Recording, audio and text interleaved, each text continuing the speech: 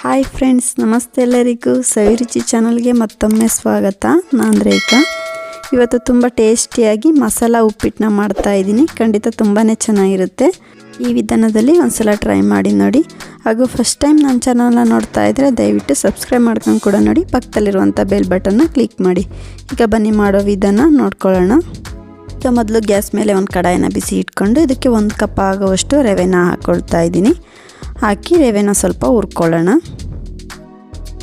ಈಗ ನೋಡಿ, ರವೆನ ಕೂಡ ಹದವಾಗಿ ಹುರ್ಕೊಂಡಿರೋದಾಗಿದೆ. ಇದನ್ನ ಸೈಡಲ್ಲಿ ಎತ್ತಿಟ್ಕೊಂಡು ಈಗ ಗ್ಯಾಸ್ ಮೇಲೆ ಒಂದು ಕಡಾಯಿನ ಬಿಸಿ ಇಟ್ಕೊಂಡು ಇದಕ್ಕೆ ಒಂದು 5-6 ಸ್ಪೂನ್ ಆಗೋಷ್ಟು ಎಣ್ಣೆನ ಹಾಕ್ಕೊಳ್ತಾ ಇದ್ದೀನಿ. ಹಾಗೆ 1 ಸ್ಪೂನ್ ಆಗೋಷ್ಟು ಸಾಸಿವೆನ ಹಾಕ್ಕೊಳ್ತಾ ಇದ್ದೀನಿ. ಹಾಗೆ ಒಂದು ಅರ್ಧ ಸ್ಪೂನ್ ಆಗೋಷ್ಟು ಉದ್ದಿನಬೇಳೆ, ಒಂದು ಅರ್ಧ ಸ್ಪೂನ್ ಆಗೋಷ್ಟು ಕಡಲೆಬೇಳೆನ ಹಾಕ್ಕೊಳ್ತಾ ಇದ್ದೀನಿ. ಹಾಕ್ಕೊಂಡು ಕಡಲೆಬೇಳೆ ಉದ್ದಿನಬೇಳೆ ಸ್ವಲ್ಪ ಕಲರ್ ಚೇಂಜ್ ಆಗೋವರೆಗೂ ಸ್ವಲ್ಪ ಫ್ರೈ ಮಾಡ್ಕೊಳ್ಳೋಣ. ಈಗ ನೋಡಿ, ಕಡಲೆಬೇಳೆ ಉದ್ದಿನಬೇಳೆ ಸ್ವಲ್ಪ ಕಲರ್ ಚೇಂಜ್ ಆಗಿದೆ. ಇದಕ್ಕೆ ಕಟ್ ಮಾಡಿರುವಂಥ ಒಂದು ಮೀಡಿಯಮ್ ಸೈಜ್ ಈರುಳ್ಳಿ ಹಾಗೆ ಒಂದು 3 ಹಸಿಮೆಣಸಿನ್ಕಾಯಿನ ಈ ರೀತಿ ಕಟ್ ಮಾಡಿ ಸೇರಿಸ್ಕೊಳ್ತಾ ಇದ್ದೀನಿ. ಸೇರಿಸಿ ಈರುಳ್ಳಿನ ಕೂಡ ಸ್ವಲ್ಪ ಫ್ರೈ ಮಾಡ್ಕೊಳ್ಳೋಣ. ಈರುಳ್ಳಿ ಸ್ವಲ್ಪ ಸಾಫ್ಟ್ ಆದಮೇಲೆ ಇದಕ್ಕೆ 1 ಸ್ಪೂನ್ ಆಗೋಷ್ಟು ಶುಂಠಿನ ತುರಿದು ಸೇರಿಸ್ತಾ ಇದ್ದೀನಿ. ಶುಂಠಿ ಹಾಕೋದ್ರಿಂದ ಉಪ್ಪಿಟ್ಟು ತುಂಬಾ ಟೇಸ್ಟ್ ಕೊಡುತ್ತೆ. ಹಾಗಾಗಿ ಸೇರಿಸಿ ಸ್ವಲ್ಪ ಫ್ರೈ ಮಾಡಿಕೊಂಡು ಇದಕ್ಕೆ ಒಂದು ಮೀಡಿಯಮ್ ಸೈಜ್ ಕ್ಯಾರೆಟ್ನ ಈ ರೀತಿ ಚಿಕ್ಕ ಚಿಕ್ಕದಾಗಿ ಕಟ್ ಮಾಡಿ ಸೇರಿಸ್ತಾ ಇದ್ದೀನಿ. ಹಾಗೆ ಸ್ವಲ್ಪ ಹುರುಳಿಕಾಯಿನ ರೀತಿ ಚಿಕ್ಕ ಚಿಕ್ಕದಾಗಿ ಕಟ್ ಮಾಡಿ ಸೇರಿಸ್ತಾ ಇದ್ದೀನಿ. ಹಾಗೆ ಸ್ವಲ್ಪ ಕರ್ಬೇವಿನ ಸೊಪ್ಪನ್ನ ಸೇರಿಸ್ಕೊಂಡು ಫ್ರೈ ಮಾಡ್ಕೊಳ್ಳೋಣ. ಇದರ ಸ್ವಲ್ಪ ಹಸಿ ಬಟಾಣಿನೂ ಕೂಡ ಹಾಕ್ಕೊಳ್ಬೋದು, ಚೆನ್ನಾಗಿರುತ್ತೆ. ತರಕಾರಿನ ಎಣ್ಣೆಯಲ್ಲೇ ಸ್ವಲ್ಪ ಚೆನ್ನಾಗಿ ಫ್ರೈ ಮಾಡ್ಕೊಳ್ಳೋಣ. ಫ್ರೈ ಮಾಡಿಕೊಂಡು ಇದಕ್ಕೆ ಒಂದು ಮೀಡಿಯಮ್ ಸೈಜ್ ಟೊಮೊಟೊನ ಕಟ್ ಮಾಡಿ ಸೇರಿಸ್ತಾ ಇದ್ದೀನಿ. ಸೇರಿಸಿ ಟೊಮೊಟೊನೂ ಕೂಡ ಸ್ವಲ್ಪ ಸಾಫ್ಟ್ ಆಗೋವರೆಗೂ ಚೆನ್ನಾಗಿ ಫ್ರೈ ಮಾಡ್ಕೊಳ್ಳೋಣ. ತರಕಾರಿನ ಫ್ರೈ ಮಾಡ್ಕೊಳ್ಳುವಾಗ ಒಂದು ಹಳ್ಳು ಉಪ್ಪನ್ನ ಸೇರಿಸ್ಕೊಳ್ಬೇಕಾಗುತ್ತೆ. ಆ ವಿಡಿಯೋ ಮಿಸ್ ಆಗಿದೆ. ಹಾಗಾಗಿ ಒಂದು ಹಳ್ಳು ಉಪ್ಪನ್ನ ಸೇರಿಸ್ಕೊಂಡು ತರಕಾರಿನ ಸ್ವಲ್ಪ ಫ್ರೈ ಮಾಡ್ಕೊಂಡಿದ್ದಾದಮೇಲೆ ನಾನು ಯಾವ ಕಪ್ಪಲ್ಲಿ ರವೆನ ತಗೊಂಡಿದ್ನ ಅದೇ ಕಪ್ಪಲ್ಲಿ 3 ಕಪ್ ಆಗೋಷ್ಟು ನೀರನ್ನ ಹಾಕ್ಕೊಳ್ತಾ ಇದ್ದೀನಿ. 1 ಕಪ್ ಆಗೋಷ್ಟು ರವೆಗೆ 3 ಕಪ್ ಆಗೋಷ್ಟು ನೀರನ್ನ ಹಾಕ್ಕೊಳ್ತಾ ಇದ್ದೀನಿ. ಹಾಗೆ ರುಚಿಗೆ ತಕ್ಕಷ್ಟು ಉಪ್ಪನ್ನ ಸೇರಿಸ್ಕೊಂಡು ಇದಕ್ಕೆ ಒಂದು ಚಿಕ್ಕ ಕಪ್ಪಲ್ಲಿ ಅರ್ಧ ಕಪ್ ಆಗೋಷ್ಟು ತೆಂಗಿನಕಾಯಿನ ಸೇರಿಸ್ತಾ ಇದ್ದೀನಿ. ಸೇರಿಸ್ಕೊಂಡು ಇದನ್ನ ಒಂದು ಸಲ ಚೆನ್ನಾಗಿ ಮಿಕ್ಸ್ ಮಾಡ್ಕೊಳ್ಳೋಣ.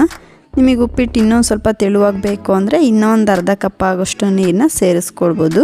ಈಗ ನೋಡಿ, ಚೆನ್ನಾಗಿ ಮಿಕ್ಸ್ ಮಾಡ್ಕೊಂಡಿರೋದಾಗಿದೆ. ನಾವು ಹಸಿ ತೆಂಗಿನಕಾಯಿನ ಹಾಕಿರೋದ್ರಿಂದ ಒಂದು ಪ್ಲೇಟ್ ಮುಚ್ಚಿ 1-2 ನಿಮಿಷ ಕುದಿಸ್ಕೊಳ್ಳೋಣ. ಅಷ್ಟರಲ್ಲಿ ನಾನು ಒಂದು ಕುಟಾಣಿಗೆ 1 ಇಂಚ್ ಆಗೋಷ್ಟು ಚಕ್ಕೆನ ಹಾಕ್ಕೊಳ್ತಾ ಇದ್ದೀನಿ. ಹಾಗೆ 1-2 ಲವಂಗನ ಹಾಕ್ಕೊಳ್ತಾ ಇದ್ದೀನಿ. ಹಾಕ್ಕೊಂಡು ಈ ಚಕ್ಕೆ ಲವಂಗನ ಚೆನ್ನಾಗಿ ಪುಡಿ ಮಾಡ್ಕೊಳ್ಳೋಣ. ನಾನಿಲ್ಲಿ 1 ಕಪ್ ಆಗೋಷ್ಟು ರವೆಗೆ 1 ಪೀಸ್ ಆಗೋಷ್ಟು ಚಕ್ಕೆನ ತೊಗೊಂಡಿದ್ದೀನಿ. ನೀವು ರವೆನ ಹೆಚ್ಚಾಗಿ ತೊಗೊಂಡ್ರೆ ಚಕ್ಕೆ ಲವಂಗನೂ ಕೂಡ ಸ್ವಲ್ಪ ಹೆಚ್ಚಾಗಿ ಹಾಕ್ಕೋಬೇಕಾಗುತ್ತೆ. ಈಗ ನೋಡಿ, ಚಕ್ಕೆ ಲವಂಗನ ಈ ರೀತಿ ಚೆನ್ನಾಗಿ ಪೌಡ್ರ್ ಮಾಡ್ಕೊಂಡಿರೋದಾಗಿದೆ. ಇದನ್ನ ಸೈಡಲ್ಲಿ ಎತ್ತಿಟ್ಕೊಂಡು ಬೇಯಿಸಕ್ಕಿಟ್ಟಿರೋವಂಥ ತರಕಾರಿನ ನೋಡೋಣ. ತರಕಾರಿ ಕೂಡ ಒಂದು 5 ನಿಮಿಷ ಚೆನ್ನಾಗಿ ಬೆಂದಿದೆ. ನಾವು ಎಣ್ಣೆಯಲ್ಲಿ ಫ್ರೈ ಮಾಡ್ಕೊಂಡಿರೋದ್ರಿಂದ ತುಂಬ ಬೇಯಿಸೋ ಅವಶ್ಯಕತೆ ಇಲ್ಲ. ಈಗ ಕುಟ್ಟಿ ಪುಡಿ ಮಾಡಿರುವಂಥ ಚಕ್ಕೆ ಲವಂಗನ ಪೌಡ್ರನ್ನ ಸೇರಿಸ್ಕೊಂಡು ಇದಕ್ಕೆ ಸ್ವಲ್ಪ ಕೊತ್ತಂಬರಿ ಸೊಪ್ಪನ್ನ ಕಟ್ ಮಾಡಿ ಸೇರಿಸ್ಕೊಂಡು ಇದನ್ನ ಒಂದ್ಸಲ ಚೆನ್ನಾಗಿ ಮಿಕ್ಸ್ ಮಾಡ್ಕೊಳ್ಳೋಣ. ಈಗ ನೋಡಿ, ಚೆನ್ನಾಗಿ ಮಿಕ್ಸ್ ಮಾಡ್ಕೊಂಡಿರೋದಾಗಿದೆ. ಈಗ ಊರಿನ ಪೂರ್ತಿ ಲೋ ಫ್ಲೇಮಲ್ಲಿ ಇಟ್ಕೊಂಡು ರವೆನ ಸೇರಿಸ್ಕೊಳ್ಳೋಣ. ಈಗ ನೋಡಿ, ರವೆನ ಕಂಪ್ಲೀಟಾಗಿ ಸೇರಿಸ್ಕೊಂಡಿರೋದಾಗಿದೆ. ಇದನ್ನ ಒಂದ್ಸಲ ಚೆನ್ನಾಗಿ ಮಿಕ್ಸ್ ಮಾಡ್ಕೊಳ್ಳೋಣ. ಇದಕ್ಕೆ ನಿಮಗೆ ಇಷ್ಟ ಇತ್ತು ಅಂದರೆ ಸ್ವಲ್ಪ ನಿಂಬೆ ರಸನ ಕೂಡ ಸೇರಿಸ್ಕೊಳ್ಬೋದು. ಈಗ ನೋಡಿ, ಚೆನ್ನಾಗಿ ಮಿಕ್ಸ್ ಮಾಡ್ಕೊಂಡಿರೋದಾಗಿದೆ. ಈಗ ಒಂದು ಪ್ಲೇಟ್ ಮುಚ್ಚಿ ಕಮ್ಮಿ ಉರಿಯಲ್ಲೇ ಒಂದು 10 ನಿಮಿಷ ಚೆನ್ನಾಗಿ ಬೇಯಿಸ್ಕೊಳ್ಳೋಣ. ಈಗ ನೋಡಿ, ಒಂದು 10 ನಿಮಿಷ ಚೆನ್ನಾಗಿ ಬೇಯಿಸ್ಕೊಂಡಿರೋದಾಗಿದೆ. ರವೆನೂ ಕೂಡ ಹದವಾಗಿ ಬೆಂದಿದೆ. ಇದನ್ನ ಒಂದ್ಸಲ ಚೆನ್ನಾಗಿ ಮಿಕ್ಸ್ ಮಾಡಿಕೊಂಡ್ರೆ ಬಿಸಿ ಬಿಸಿಯಾದ ಮಸಾಲ ಉಪ್ಪಿಟ್ಟು ರೆಡಿ ಆಯಿತು.